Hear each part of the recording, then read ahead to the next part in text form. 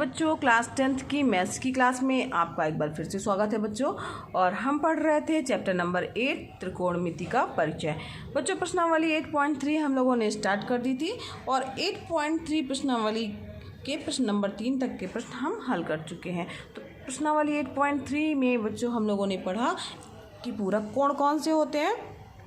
जब दो कोणों का योगफल, अगर दो कोण जिनका योगफल 90 अंश है तो वो कोण क्या कहलाते हैं बच्चों? पूरक कोण कहलाते हैं। साथ ही पूरक कोण से संबंधित हम लोगों ने कुछ त्रिकोणमितीय अनुपात भी जाने थे।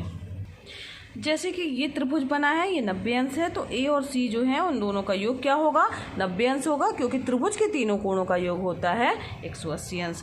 तो ये कोण आपस में क्या कहलाएंगे बच्चों? पूरक कोण कहलाएंगे। पूरक कोणों के लिए त्रिकोणमितीय अनुपात जो है वो आप अच्छे से याद कर लीजिएगा। साइन 90 माइनस थीटा बराबर क्या होता है? कॉस थीटा होता है। साइन का कॉस हो जाता है, कॉस का साइन हो जाता है, यानी ये एक दूसरे के जो है वो क्या है? पूरक है। 90 minus theta cos theta, cos 90 minus theta sine theta हो जाएगा। इसी तरीके से बच्चों सेक और कॉसेक के लिए है। सेक और कॉसेक भी एक दूसरे के पूरक है, यानी सेक 90 माइनस थीटा क्या हो जाएगा? कॉसेक थीटा हो जाएगा, और कॉसेक 90 माइनस थीटा क्या हो जाएगा? सेक थीटा हो जाएगा। समझ में आ रहा है बच्चों?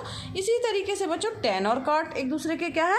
पूरक है। तो tan 90 minus theta cot theta हो जाएगा, और कॉट 90 माइनस थीटा क्या हो जाएगा? टेन थीटा हो जाएगा। ये एक दूसरे के पूरक है। इसी पर आधारित प्रश्न थे जो हम लोगों ने कल हल करना स्टार्ट किए थे। आज हम बढ़ते हैं 8.3 प्रश्नावली के प्रश्न नंबर 4 की ओर। बच्चों 8.3 का चौथा प्रश्न जो दिया हुआ है वह है, यदि tan a बराबर है cot b तो हमें सिद्ध करना है कि a plus B equal to 90। ठीक है, तो आइए देखते हैं इस प्रश्न को कैसे हल करेंगे। बच्चों हमारे पास यहाँ पर दिया है tan a बराबर cot b। ठीक है, तो tan a बराबर cot b है, तो हम यहाँ पर tan a को tan a ही रहने देंगे। cot b को क्या लिख सकते हैं हम? tan 90 माइनस थीटा लिख सकते हैं, तो इसको लिख सकते हैं tan 90 माइनस बी। ठीक है, समझ में आ रहा बच्चों? यहाँ पर क्या हो जाएगा? चूँकि लिख दीजिएगा, क्योंकि tan 90 माइनस ए बराबर होता है, या tan 90 माइनस थीटा बराबर क्या होता है? cot थीटा, तो cot ए। ठीक है, ये आपका फार्मूला हो गया। अब यहाँ पर जो है चूँकि तुलना करेंगे, दोनों तरफ tan दिख रहा है तो tan हट जाएगा, तो a बराबर क्या हो जाएगा? 90 माइनस बी, तो a प्लस बी बराबर क्या हो जाएगा? 90। था ना बहुत सरल बच्चों? तो इस तरीके से ये इसका हमने प्रूफ कर दिया। यही सिद्ध करना था ना, a plus B equal to 90, तो बहुत ही आसान है। हमने इसको 90 माइनस थीटा कर दिया और दोनों तरफ से tan हट गए, a बराबर 90 minus B, a plus B equal to 90 हो गया। आइए बढ़ते हैं नेक्स्ट प्रश्न की ओर। बच्चों 5वां प्रश्न है आपका, सेक 4a बराबर कॉसेक a माइनस 20, जहाँ 4a एक न्यून कोण है, तो हमें a का मान ज्ञात करना है। आइए देखते हैं इसे कैसे हल करेंगे। यहाँ पर बच्चों दिया है हमारे पास में सेक 4a बराबर कॉसेक a माइनस 20 ना, तो यहाँ पर हम सेक, अब यहाँ ध्यान दीजिए ये दिया हुआ है और ये भी दिया है 4a क्या है? एक न्यून कोण है, तो a का मान हमें ज्ञात करना है। तो यहाँ पर हम लिखते हैं सेक 4a। अब सेक थीटा को क्या लिख सकते हैं? कॉसेक 90 माइनस थीटा लिख सकते हैं, तो इसको लिखेंगे कॉसेक 90 माइनस 4a। ठीक है, समझ में आ रहा? सेको को हमने क्या लिख दिया? Cosec 90 minus theta. क्यों? क्योंकि सेक थीटा बराबर होता है कॉसेक 90 माइनस थीटा। ठीक है, अब क्या होगा बच्चों? अब यहाँ पर प्रश्न में दिया है सेक के बराबर ये दिया हुआ है, तो हम इसकी जगह पर ये लिख सकते हैं ना, तो इसकी जगह हमने ये लिख दिया, तो यहाँ पर क्या हो जाएगा? कॉसेक, इसकी जगह बच्चों हम लोगों ने ये मान रखा है, कॉसेक हो जाएगा a minus 20 equal to cosec 90 minus 4a।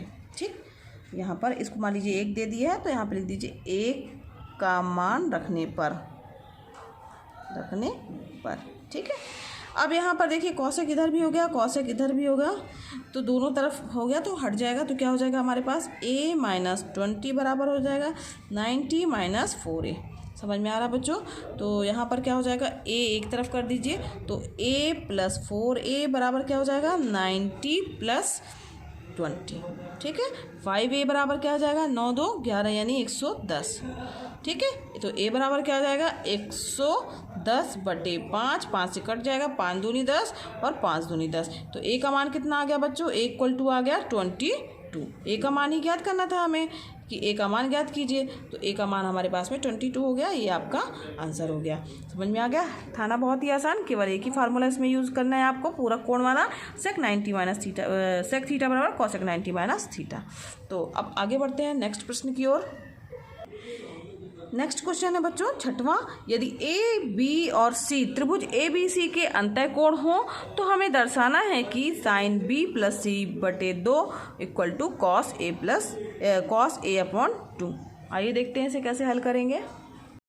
अब यहाँ देखिए बच्चों, जो हमारे पास दिया क्या हुआ है, ए बी सी क्या है, त्रिभुज ए बी सी के अंतः कोण है ना। अंतः कोण है मतलब ये तीनों त्रिभुज के कोण हैं, इन तीनों का योग कितना होगा, 180 अंश होगा। तो लिखिए दिया है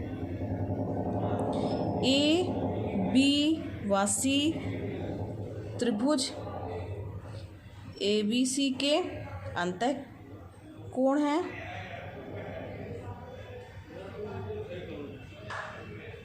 अतः A plus B plus C equal to क्या हो जाएगा, 180 अंश। समझ में आ रहा है? तो बी प्लस सी बराबर क्या हो जाएगा, 180 माइनस ए। ठीक है, 180 माइनस ए हो गया। अब यहाँ पर b प्लस सी का, चूँकि यहाँ पर प्रश्न में ही दिया है b प्लस सी अपॉन 2 दिया हुआ है, तो हम यहाँ पर b plus C upon 2 equal to क्या करेंगे, तो ये हो जाएगा हमारा 180 माइनस ए अपॉन 2, या इसी को लिख सकते हैं 90 माइनस ए अपॉन 2। ठीक है, यहाँ तक आपको समझ में आ गया। अब दोनों तरफ क्या कर देते हैं, हम साइन लगा दे रहे हैं। तो क्या आ जाएगा हमारे पास में LHS और RHS में। अब यहाँ पर हमने साइन लगा दिया तो क्या आ जाएगा, sine B plus C upon 2। ठीक है, इक्वल टू क्या हो जाएगा, यहाँ पर भी साइन लगा दिया है तो साइन 90 माइनस ए अपॉन 2। ठीक है, अब यहाँ ध्यान दीजिए बच्चों, साइन 90 माइनस थीटा बराबर क्या होता है, कॉस थीटा। तो साइन 90 माइनस थीटा बराबर क्या होता है, कॉस थीटा। ठीक है, तो इसके अनुसार यहाँ पर क्या हो जाएगा, sine B plus C upon 2 equal to cos A upon 2। ठीक है, तो हमें यही तो सिद्ध करना था, sine A B plus C upon 2 equal to cos A upon 2, ये प्रूफ करना था। तो यहाँ पर लिख दीजिएगा, यही सिद्ध करना था। समझ में आ गया बच्चों? आगे बढ़ते हैं नेक्स्ट प्रश्न की ओर। ये बच्चों प्रश्नावली का अंतिम प्रश्न है। तो 7वां प्रश्न है, साइन 67 प्लस कॉस 75 को 0 और 45 के बीच के कोणों के त्रिकोणमितीय अनुपात के पदों में हमें व्यक्त करना है। आइए देखते हैं इसे कैसे हल करेंगे। यहाँ बच्चों ये प्रश्न हमारे पास है, साइन 67 प्लस कॉस 75, इसको हमें जो व्यक्त करना है वो 0 से 45 अंश के कोण के बीच में व्यक्त करना है। यानी हमारा जो ये 67 है वो भी 45 से बड़ा है और 75 है वो भी 45 से बड़ा है। तो इसे हमें क्या करना है, 0 और 45 के बीच के कोणों में व्यक्त करना है। तो बहुत ही आसान है बच्चों, इसमें हम क्या कर देंगे, इसको साइन 90 माइनस थीटा कर देंगे। तो 90 माइनस 67 को क्या लिख सकते हैं, 23 घटा देंगे तो हमारे पास 67 आ जाएगा। ठीक है, इसी तरीके से कॉस को भी हम लिख सकते हैं, कॉस 75 को क्या लिख सकते हैं, तो 90 माइनस 15, तो ये हमारा आ जाएगा कॉस 75 है ना।